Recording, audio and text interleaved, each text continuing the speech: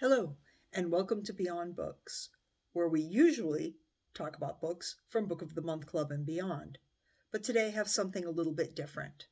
I have a series that I have been promising you on a piece of pottery that Donna made. So we're going to start today's segment with the throwing of the piece of pottery, which means the part where it's actually spinning on the wheel, kind of the fun part, where she gets to put her hands into the muddy clay. And then maybe tomorrow or the day after, we'll have part two, which will be cutting into the clay, doing a design in it, getting it into the kiln for the first firing. And then I think it's even going to have to go into a part three where then I show you how the pottery is glazed and then it needs to be refired again. So let's get started. Today I'm in Donna's pottery studio with her, and she's going to show us how we're going to begin to make a yarn bowl. A yarn bowl. Okay, so let's get started. What kind of clay are we starting out with, Donna? This is porcelain, and it comes in a 25-pound brick. And I've used some of it, so this is what I have left. Okay. And this is how everything starts. It's by taking a slab of clay. I'm going to measure it out to about 3 pounds. So I'll take my wire cutter here, get a piece of clay off, and that's the slab I'm going to be working with. I'm going to weigh this and see what I have. And this is over 4 pounds, so I'm just going to cut a piece off.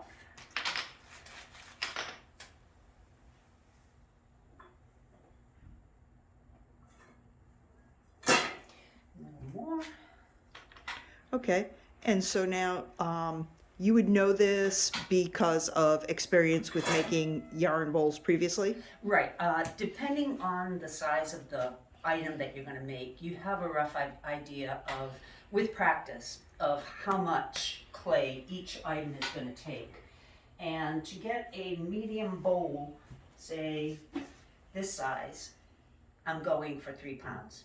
Okay, so there's a yarn bowl there. So that yarn bowl that you just showed us now has been fired already? This has been bisque fired.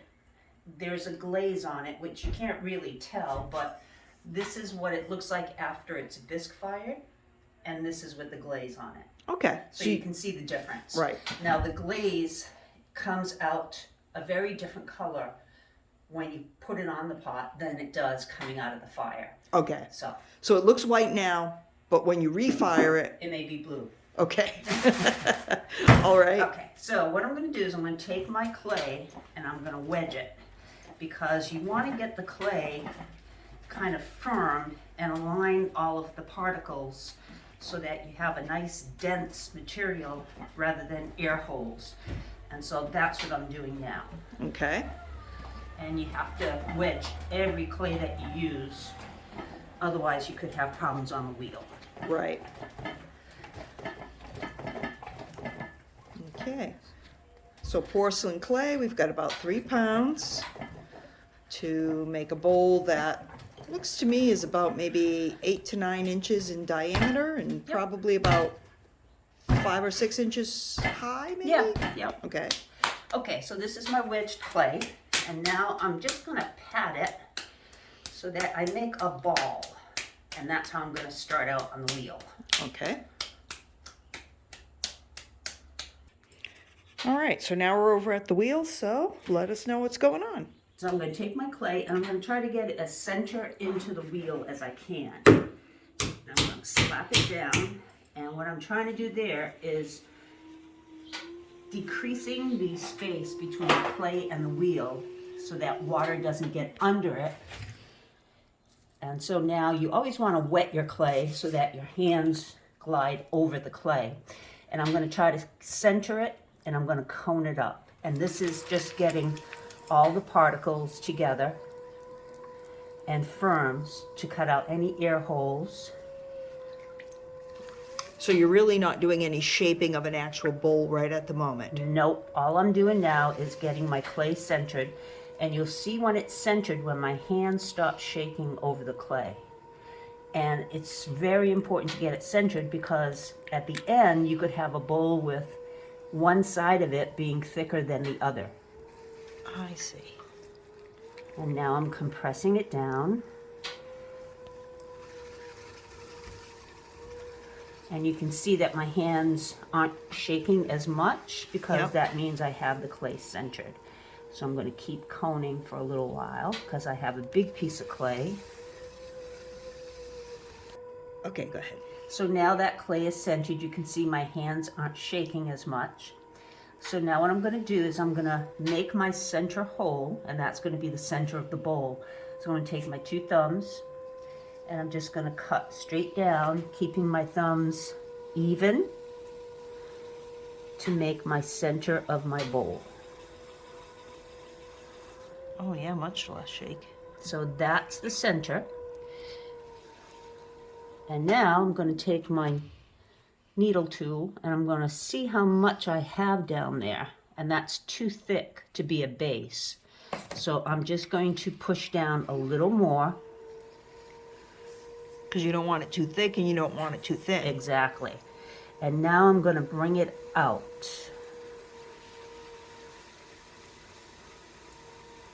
Look at that just take shape. That's amazing. Yeah. So that's the center. Okay, so now all of this clay I have to shape up and out to become a bowl. Okay. So what I'm going to start doing is I'm just going to kind of gather my sides and even them out.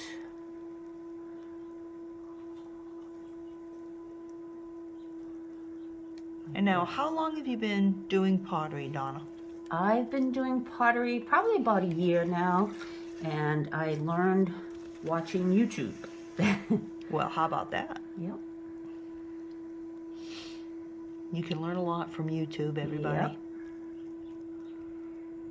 All right, so to shape this bowl, how long do you think it will actually take you as far as this wheel process? This is going to take about 15 to 20 minutes, depending on how cooperative the clay is. Okay. And how fast I can get it to move in the direction that I want to. So now I'm going to start what we call coning up. Okay, yep, I see that. I'm going to try to get the height before I get the width, because if I try to get it wide, it's going to be floppy. It's steadier when it's centered. Right, so you're always working out from that center. Exactly. And now I'm trying to center even more because I know that this bowl is going to be a big bowl and I need to get as much stability as I can. So I'm going to continue bringing this bowl up.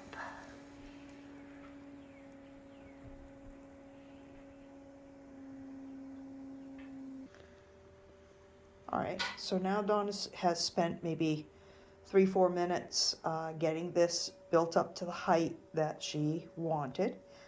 And now she's going to be moving the clay outward so that you get the inner part of the bowl to be a little bit larger inside. So she's kind of done just basically what you're seeing. I had the camera off for a little while, just so we don't have a giant long video, but you'll still get the idea and get to see the different phases.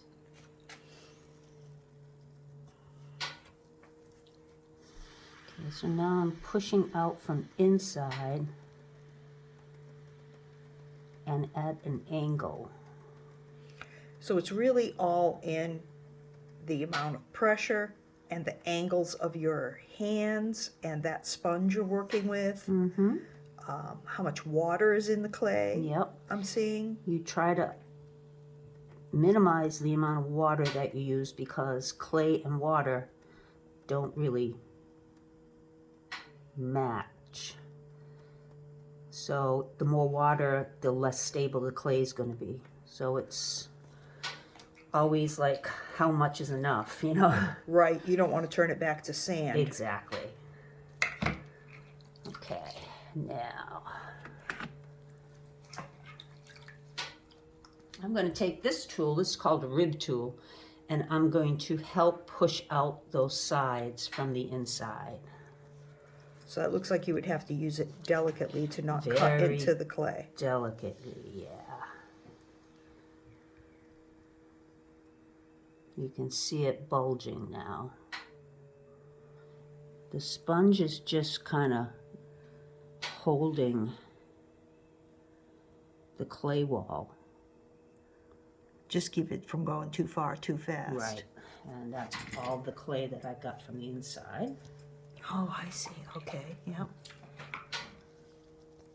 So you start with 3 pounds, but that doesn't mean that the piece is going to weigh 3 pounds. Exactly. Yes. You take off a lot in the process. And we're gonna with this process, it's just very, very slow, because one wrong move could blow your whole thing. Okay. Well. But you can see it now. Yes, for taking sure. shape. Yep. Very interesting. Okay. I'm going to pause for just a bit and we'll check in another couple of minutes and see where we're at with this. Look at, we can see the bowl coming out though.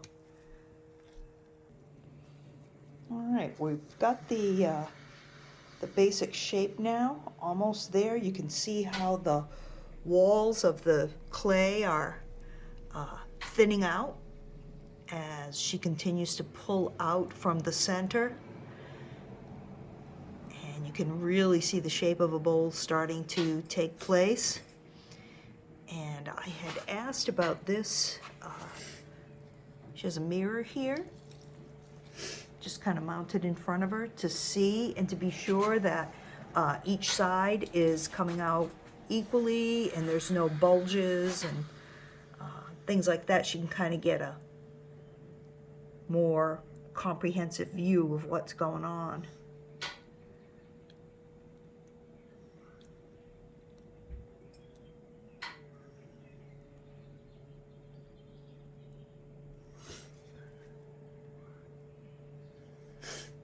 Okay, this is going to be my size.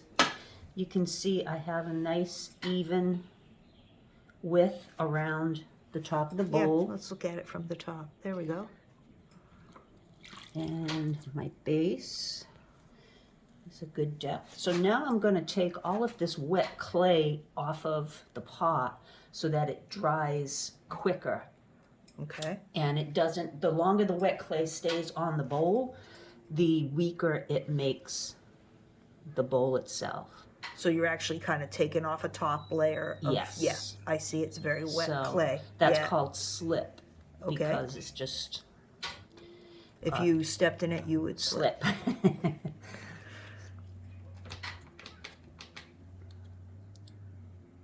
So we haven't got the wheel going very fast right now. Right, because now I have a wide bowl on there. If I went fast, it would just flip it all over. Yeah, you're really not shaping right now. Nope. You're just kind of trimming. Yep.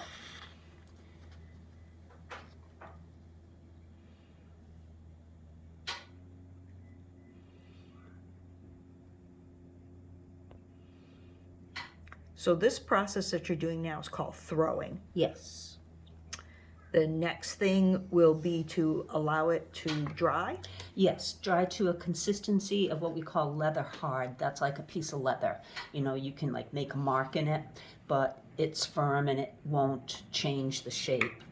And once we get the leather hard, then we will carve out the hole for the yarn.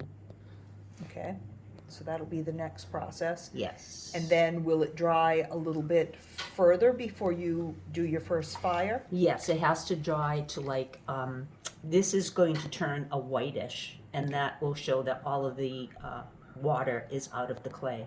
Okay. And it's called bisque. Okay. And that's the firing we'll do next, is the bisque fire. Then after that is the glaze.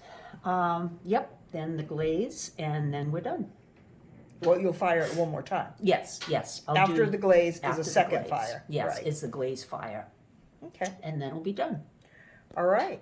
Well, we're going to follow this yarn bowl throughout its processes, and because I think you've got the basic shape you want right now. Yep.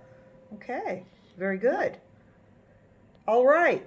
Well, we will tune in a couple of days. All right. How long do you think it'll take for that to dry? This is going to take a day, and I think I might be able to carve it, carve my inlay out within probably about a day. Okay, perfect. So I just wanted to show real quick this yarn bowl that Donna had showed us at the beginning. This is very similar to what now this one that she had just thrown on the wheel will look like in just a few days. So we will tune in again and we will see what's happening.